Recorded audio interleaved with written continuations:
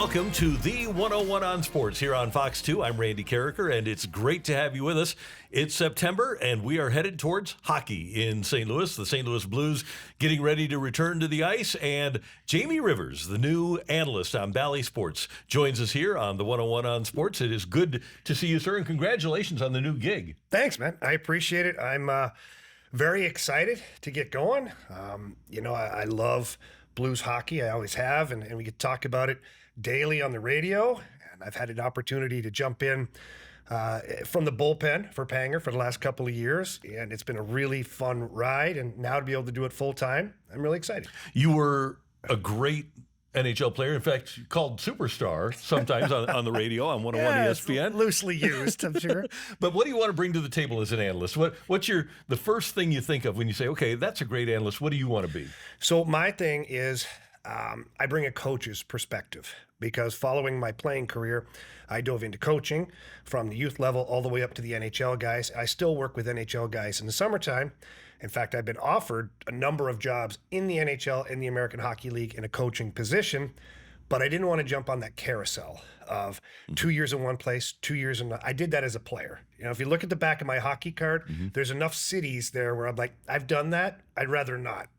So for me, it's bringing the coach's eye to certain situations and then simplifying it for the viewer so that they can see what I'm talking about. And then they know when the Blues are playing well because they've identified it, because we've talked about it.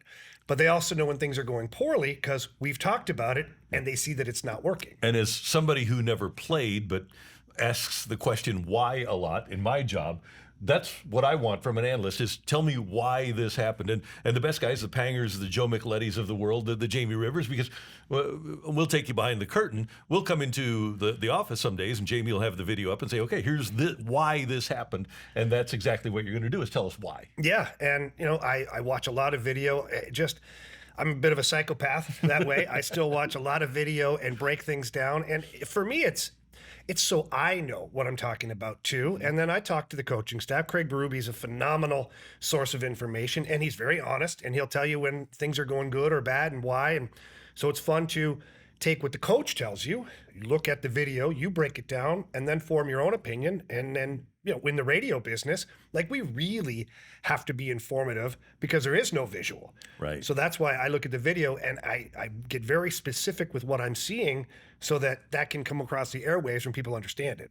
I mentioned a couple of guys who have national level jobs in Joe Micheletti and in Darren Pang, who are obviously former Blues analysts as well. Are there analysts that you watch and like, not that you will emulate, but who teach you something and also make you laugh at times? Well, yeah, Darren Pang is one of those guys. I mean, Panger's been in this business for so long, and he's done a great job of passing along information, high energy, humor. It's not always, buttoned up and super professional. It is professional, but in a different way, because I think people who watch the game want to have a good time. Yeah.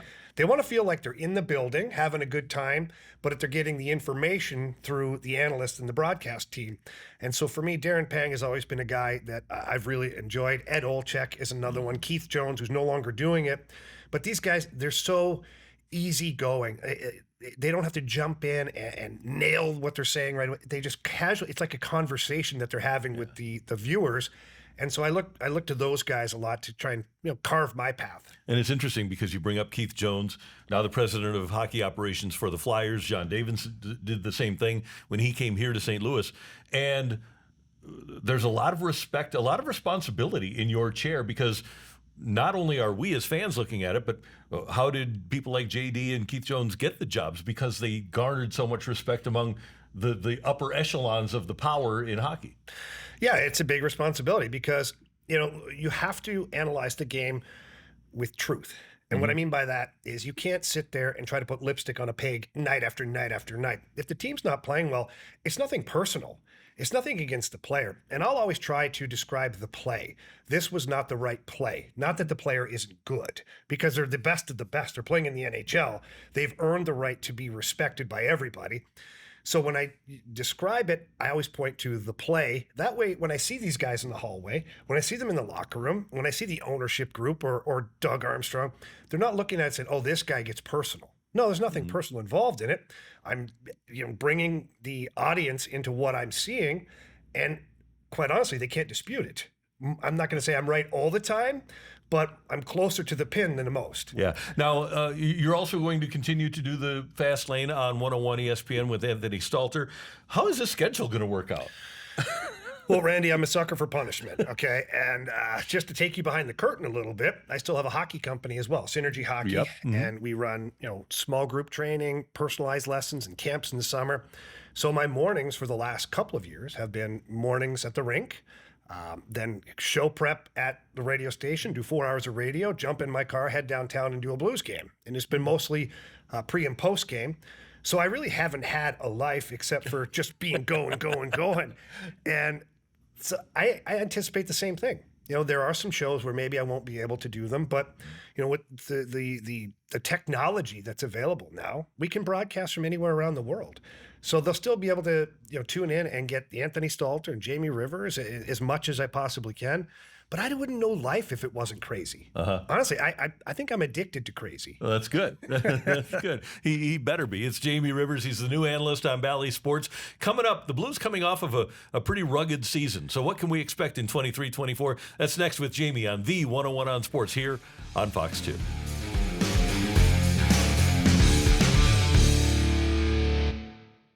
Welcome back to the 101 on Sports here on Fox 2. Jamie Rivers, new Blues analyst on Bally Sports. I'm Randy Karraker. It's great to have you with us. And Jamie, this is an unusual season for the Blues, especially since Doug Armstrong took over as their general manager, president of hockey operations. They haven't had to rebound from bad seasons. And last year, the only way we can couch it, it was a bad season for the Blues. Let's start with this. Let's kind of spin it forward. What do you expect from this team? Well, I expect a real blue-collar team. Craig Berube and the staff, I think they identified last year that this team wasn't gritty enough. And I don't mean like fighting and body checking, but just being tenacious on the puck, taking away the front of the net in the defensive zone, getting to the front of the net in the offensive zone, really kind of, packing the middle of the ice in the neutral zone. Teams just were way too able to get to the Blues with speed, and it kills that way. It's really difficult for the Blues to defend that. So I expect a team that's a little more blue collar. I think you're going to have a heavier forecheck. Craig Berube wants to get back to being a team that dominates the offensive zone, possesses the puck. And I just think that overall, this will look more consistent. And I think that's the biggest thing last year with the Blues is you'd have some highs where you're like, whoa, they have a chance to get into the playoffs. And then you'd have a couple of games where you're like, there's no way they're making the playoffs. And the highs and the lows there was too much of a gap there. I think this year you'll see a team that's somewhere hovering in the middle. I think you'll have some really good highs because this team has the capability of scoring goals in bunches. I think Thomas and Kyrou, like those guys are a highlight reel waiting to happen at any point. I think Kevin Hayes is going to be a great addition. I do feel like the Blues defensive core is going to be much better this year. I know to a man they've taken it very personally throughout the summertime to not have a repeat of last year. And you're going to have great goaltending. Jordan Binnington and Joel Hofer are going to be a fantastic tandem this year. One of the things that, in talking to people over the years about the sport with defense, is that if you play an individual game, you're kind of screwed. That you have to play within the system. How much of a factor was that last year? Just getting away from the defensive system, and this is just behind the blue line, that Craig Berube and the staff want to employ.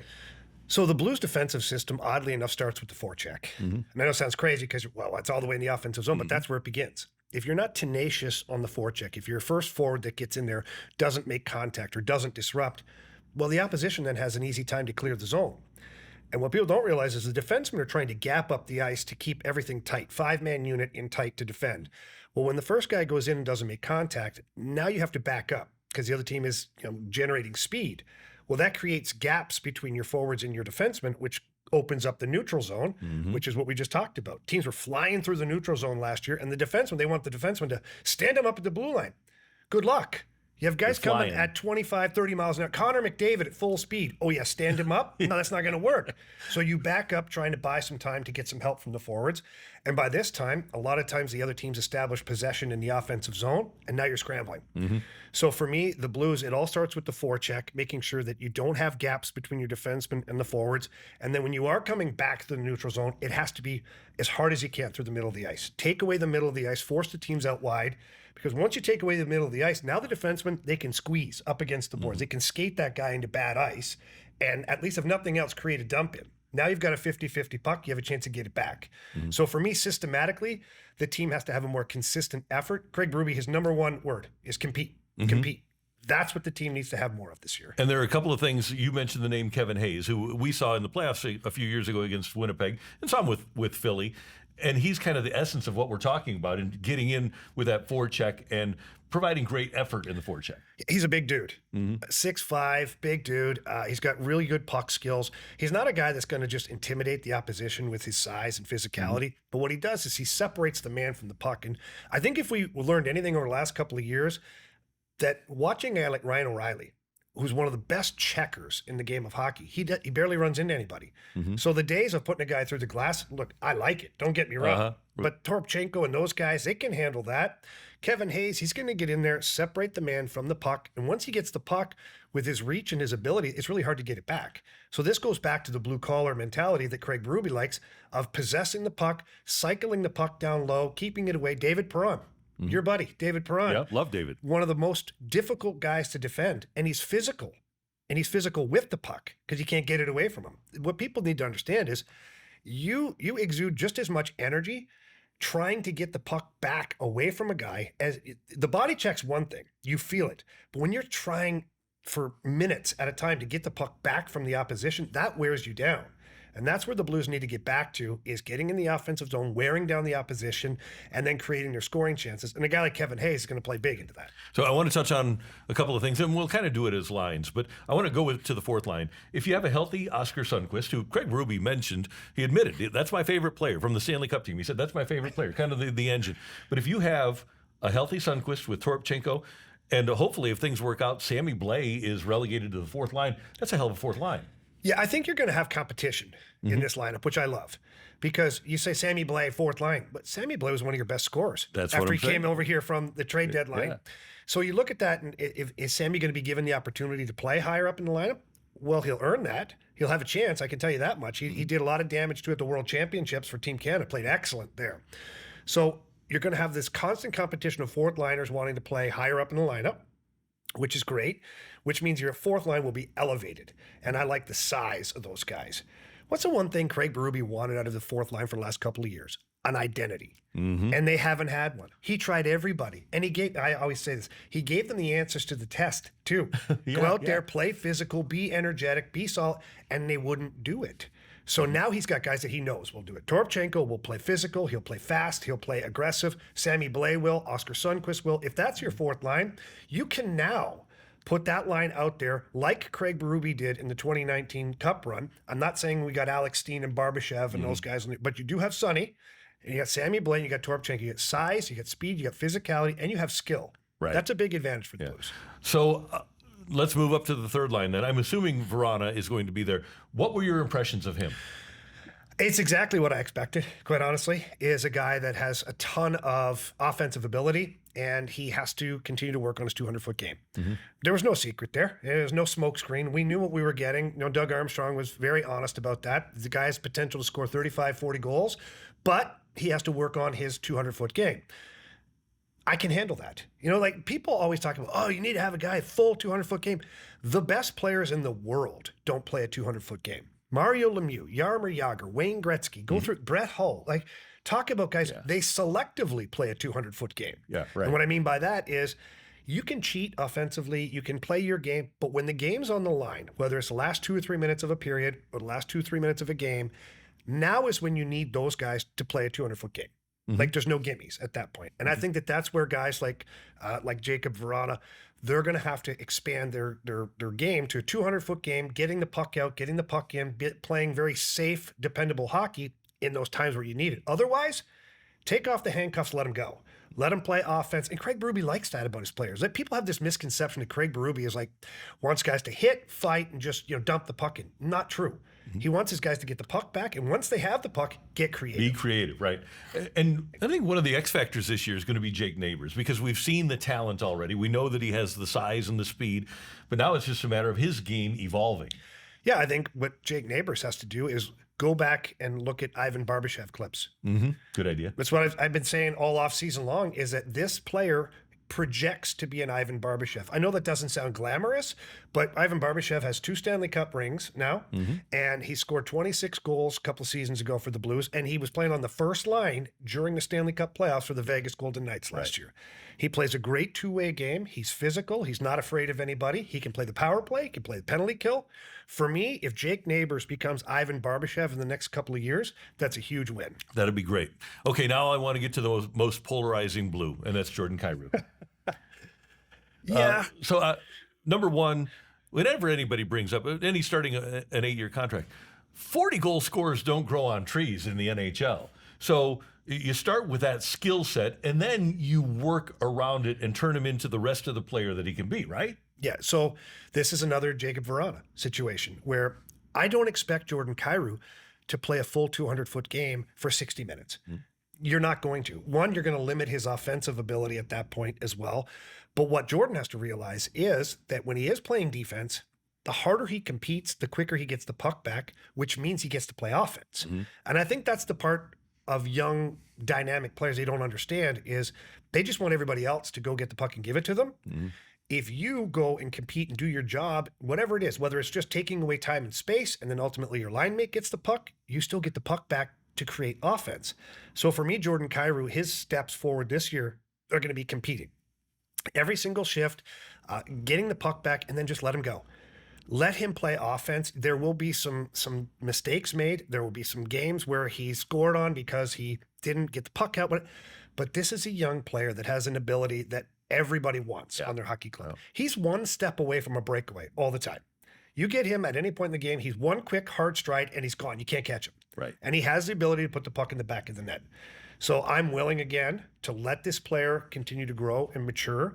All I want from him is a little more compete on a consistent basis. All right, a couple of other. Well, we need to get to Braden Shen because Braden Shen is kind of like the heart and soul guy of this team, and that's the one guy that I look at from the Stanley Cup championship teams, he and Binnington, as the guy that can go to everybody else and say, "Oh, okay, here's how we win a Stanley Cup." Yeah, Shenner's the guy. I absolutely love Braden Shen as a player, as an individual. He's a phenomenal dude, and he'll do whatever it takes for the team to win. He's a captain type player. Whether he receives that with the St. Louis Blues to be determined. I mean, we debate that all day long. But to me, he doesn't need the letter on That's his the jersey. thing. It's been told to me, hey, there's guys that have letters, but everybody in the room knows who the leaders are. You do. And the guys who are usually the captain, and I said this a couple of years ago when the Vladimir Tarasenko discussion came up and all that, he was mad about not getting the C. A real captain doesn't care. A real captain is not mad because he didn't get the C, because he knows he's a leader at heart. And so Braden Shen is that guy. And you look over his entire tenure as a St. Louis Blue, he's been the guy to block shots. He's been the guy to get in fights. He's been the guy to score goals, get to the front of the net. Protect his teammates. Protect his teammates. Talk to the media. Things are going not good for the team last year. Who's in front of the camera? Braden Shen, talking to the media, doing his job. He knows what it is to be a leader, and he knows that he's got to drag his team into battle every night. Coming up with Jamie Rivers, former NHL defenseman. Do the Blues have a number one defenseman? And what about the new coaches on the staff? As we head down the stretch, we'll ask Jamie about those next on the 101 on Sports here on Fox 2.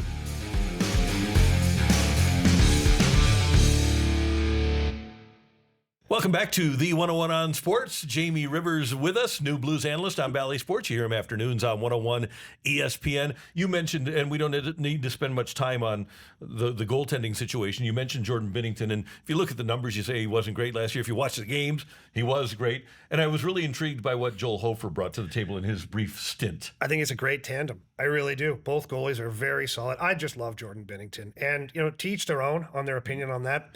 I want a guy that competes. He reminds me a lot of Ed Belfour, where Ed Belfour, you hated to play against him. He had this temper. He'd fly off the handle.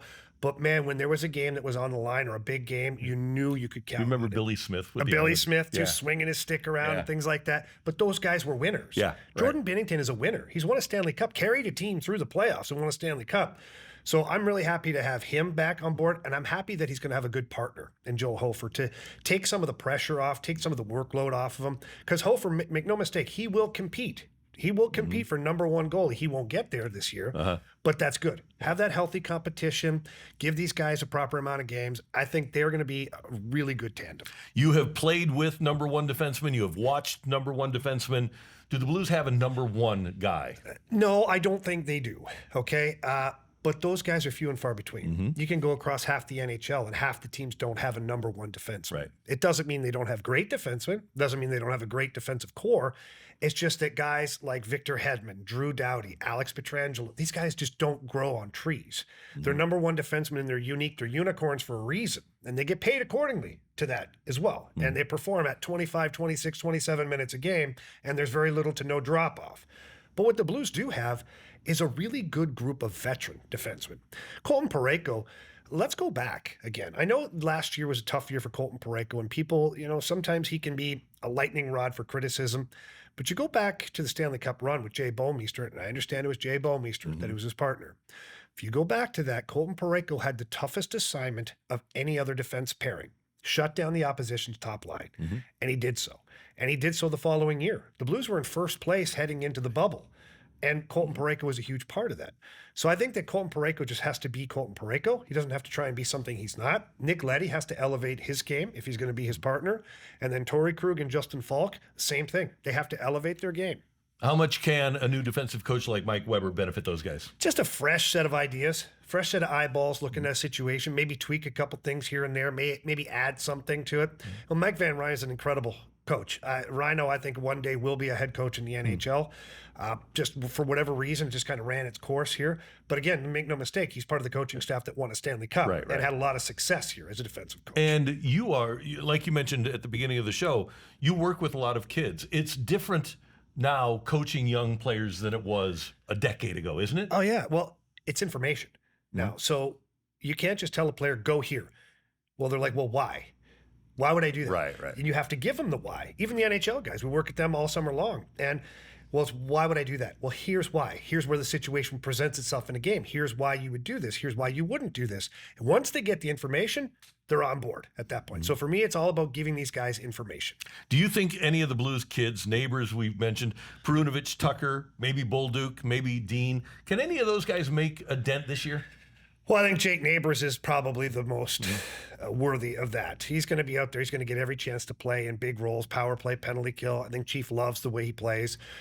So I think he's the leading candidate. As far as the other players, look, they got work to do. But there's nothing wrong with that. There's nothing wrong being a young guy playing in the minors, playing lots of minutes. So when you get up to the NHL level, you can handle whatever the assignment is you're given. They certainly have a tremendous amount of upside, and that's something really good. Can't wait to watch you on Bally Sports. It's going to be awesome to have you do all 82 games. It's going to be great. Thanks a lot, Randy. Appreciate it. Jamie Rivers, you will be able to see him with John Kelly on Bally Sports doing Blues broadcasts this year. And, of course, you can always hear Jamie on 101 ESPN in the afternoons. Thank you so much for joining us. Thanks to our videographer, Zane Graham, and we appreciate you participating in the show on the 101 on Sports here on Fox 2. We'll see you next week.